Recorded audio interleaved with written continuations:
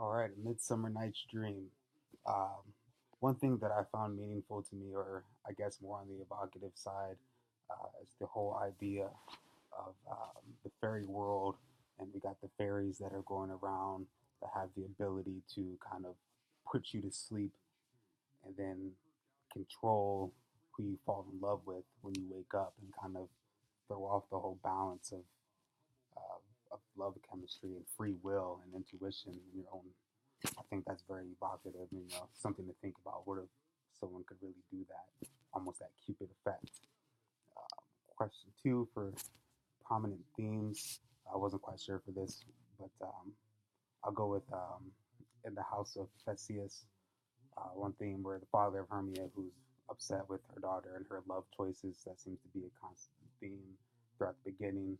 And then a second theme would be in the woods um, with the mortals after the fairies have sort of put them to sleep and thrown off all of the balance of their love connections and forced Xander to fall in love with Helena instead of Hermia.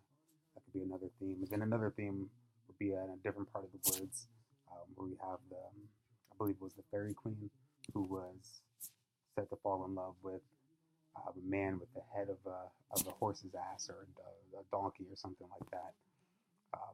Three, for the meta theater that I noticed in the play, there seems to actually be a play within the play that's going on in the Midsummer Night's Dream, and I believe that the play that's going on kind of just reiterates the whole theme that's going on of the play, that you're always going to love the person that you're meant to love, no matter what's in your way or something like that.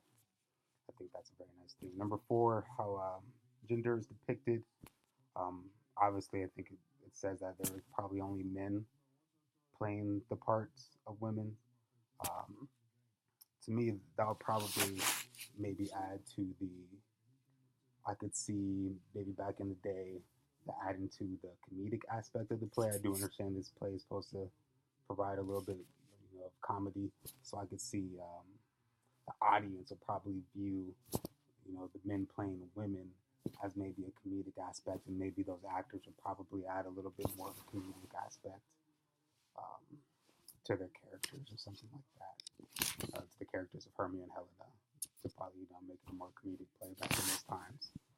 Um, so our questions for you guys, my two questions would be one, um, do we think that the fairy magic exists outside of the supposed dream?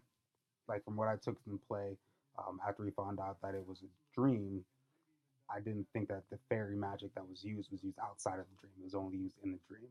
I think it would be kind of cool if maybe it was used outside the dream.